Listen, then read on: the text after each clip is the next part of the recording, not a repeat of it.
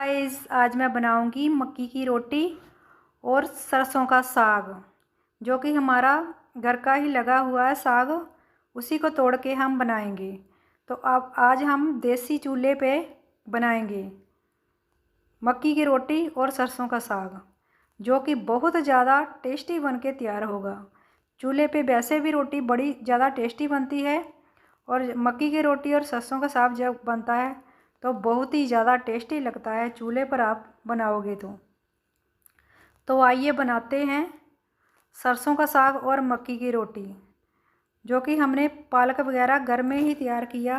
और सरसों भी हमारे खेत की ही है, जो मैंने सरसों को पहले से तोड़ के रख लिया, और पालक को मैं अभी तोड़ूंगी, जो मैं घर में ही उगा रखा है। तो मैंने एक टब में पालक उगा रखा है, तो उसी को पहले हम तोड़ेंगे। तो मैंने और भी चीज़ें लगा रखी हैं, जैसे कि लहसुन लगा रखा है बट टाइम से पहले से, आपको दिख नहीं रहा, इसमें लगा रखा है मैंने, अलग से भी लगा रखा है। तो ऐसे बेकार सी चीज़ों पे लगा रखा है, हो जाता है थोड़ा बहुत। तो मैंने मेथी धनिया लगा रखा है, अभी छोटा छोटा सा है। तो वैसे तो मैं खेतों में लगाती हूँ, और गर्मी में थोड़ा सा लगा लेती हूँ, जब भी ज़रूरत जल्दी से हो तो तोड़ लेती हूँ। तो अब मैं काटूँगी पालक को। तो मैं जितना की ज़रूरत होगा मैं पालक को काट लूँगी। मैंने सारे टब में पालक लगाया था, तो आधे में ही उग पाया, आधे में नहीं हुआ क्योंकि बारिश पड़ रही थी। तो आधे में बाद में हुआ। तो ये थोड़ा बड़ा हो गया है, इसका साग बना लेंगे हम। तो बाकी का बाद में काटेंगे जब वो बड़ा हो जाएगा। तो मैं ऐसे ही सारे पालक को काट के तैयार कर लूँगी। वैसे अगर आपके पास भी कोई बेकार से ऐसे टूटे फूटे बर्तन पड़े हो या टब वगैरह, उसी में आप मिट्टी डाल के उगा लीजिए। पालक वगैरह अच्छे से तैयार हो जाता है। छोटी मोटी चीज़ें जैसे धनिया मेथी सब कुछ तैयार हो जाता है। तो मैं ऐसे ही लगा लेती हूँ। तो मैंने पालक सारा काट के तैयार कर लिया। तो अब हम एक टब में पानी डालेंगे और इसे अच्छी तरह से 3-4 पानी वॉश करेंगे। तो मैंने टब में डाल दिया पालक को, और मैं सरसों भी लेके आ गई। सरसों पहले मैंने खेत से तोड़ के लेके आई थी।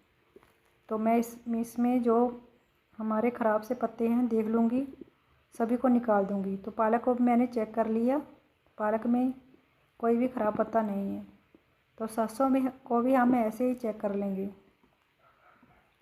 तो अब हम इसे काटेंगे, सरसों और पालक को दोनों को। मैंने इसे धोकर अच्छे से 3-4 घंटे के लिए सुखाया, तो फिर ही हम काटने के लिए तैयार हुआ। तो अब हम इसे अच्छे से काट लेंगे, ताकि बाद में हमें धोना ना पड़े। पहले से ही इसे वॉश कर लेंगे हम अच्छी तरह से, और सुखा के फिर ही काटेंगे। तो अब हम इसे एक मशीन से काट लेंगे। ये हमारी मशीन बहुत ज़्यादा पुरानी है, जब मेरी शादी हुई थी तब मेरे मायके वालों ने दी थी। तो तकरीबन इसे 23-24 साल हो गए हैं। तो हम 2 घर हैं, दोनों यूज़ करते हैं, लेकिन ये बेचारी अब तक भी चल रही है। तो बहुत बारीक बारीक साग काटती है ये, तो बड़ा अच्छा बन के तैयार होता है। तो साग को जितना बारीक काटो उतना ही ज़्यादा अच्छा बनता है ये।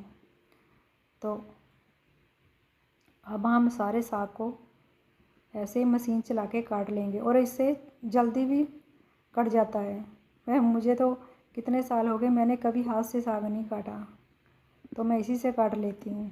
तो मेरा साग अच्छे से कट के तैयार हो गया। कितना बारीक सा है ना, हाथ से भी हम इतना बारीक नहीं काट सकते हैं। तो अगर आपके पास मशीन नहीं है तो आप हाथ से भी काट सकते हो, जिसे कि जैसा कि आदत हो वो काट लेता है। तो मुझे तो हाथ से काटने की आदत नहीं है, इसलिए मैंने हाथ से नहीं काटा, तो मैं मशीन से ही काट लूँगी। तो मैंने आग जला दी है, उस पर रख दिया एक पतीला, उसमें डाल दिया लगभग 2 गिलास पानी के। तो अब हम इसमें डाल देंगे साग को। तो आप इसे कुकर में भी बना सकते हो, जैसे कि चूल्हे पे बनाना, कुकर में भी डाल। अगली बार मैं आपको कुकर में बना के दिखाऊंगी, चूल्हे पे ही। तो भिगोने में भी बनाते हैं, अगर टाइम आपके पास हो तो भिगोने में भी आप बना सकते हैं। भिगोने में 3-4 घंटे तो लग जाते हैं। तो सारे साग को डालने के बाद मैं इसमें डाल दूँगी अदरक को।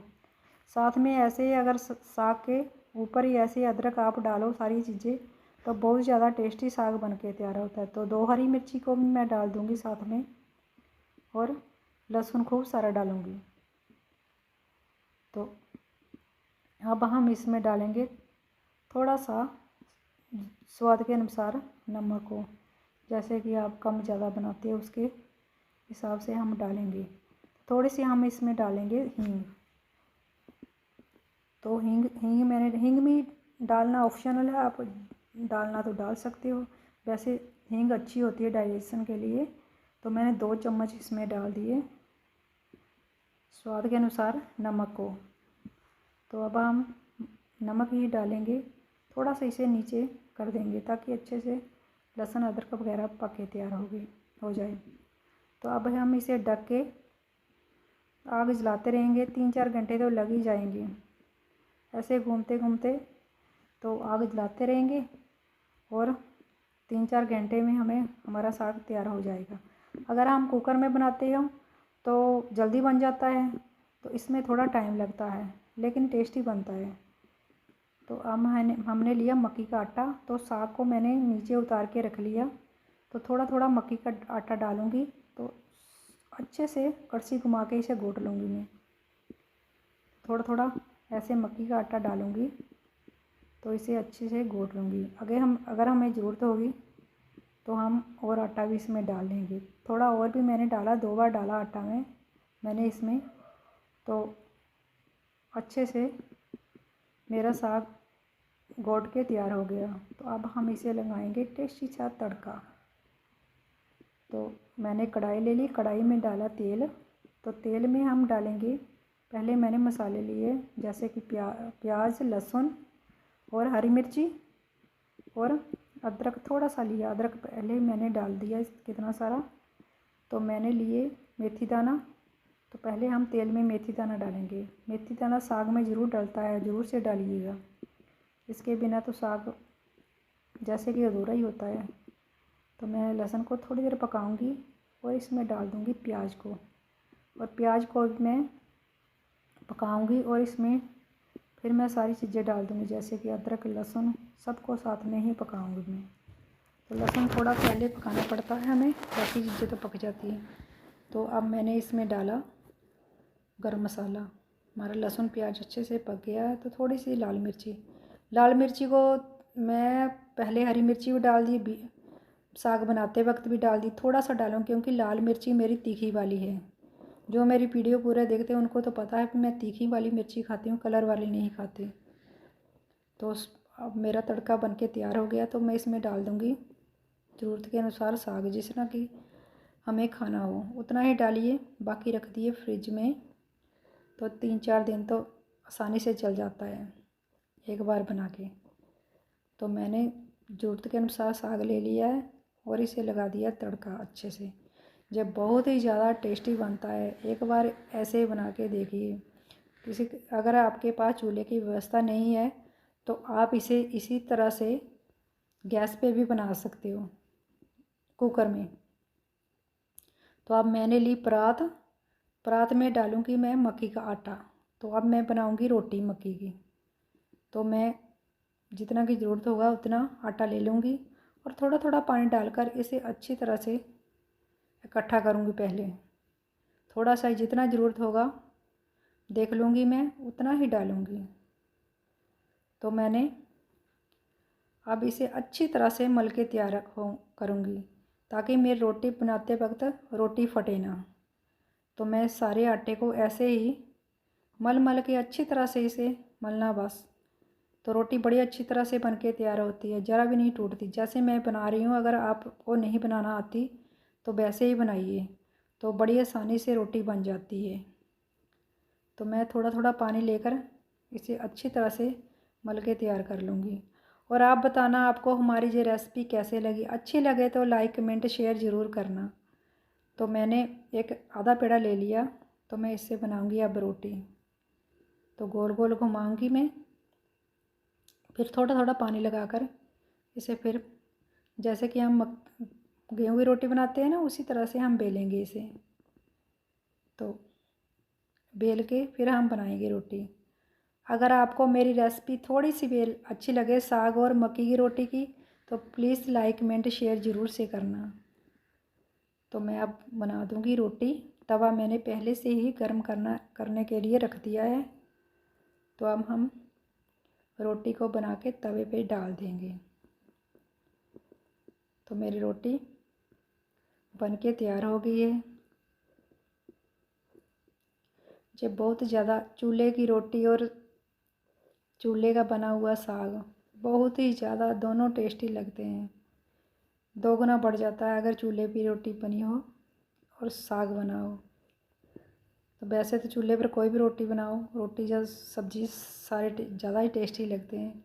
तो मैंने तवे पे रोटी डाल दी और दूसरी तरफ मैं पलट दूंगी रोटी को। तो अब हम जो आटा बचा हुआ है उसकी भी रोटी बना लेंगे।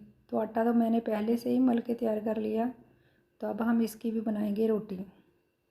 छोटी बड़ी जैसे भी बनाना चाहो आप बना सकते हो। मैंने तो थोड़ी बड़ी बड़ी बनाई, छोटी बन जाती है। छोटी बनाना चाहो छोटी बना सकते हो। तो मैं दूसरी रोटी को भी ऐसे ही बेल के बना लूँगी हाथ से ही। मेरी रोटी मैंने बनाई ज़रा भी नहीं टूटी। ऐसे ही आप बनाइए, आपकी रोटी भी ज़रा भी नहीं टूटेगी। जैसे मैंने बनाई अच्छी तरह से आटे को पहले मल के बनाइए रोटी, फिर नहीं टूटती रोटी कभी भी।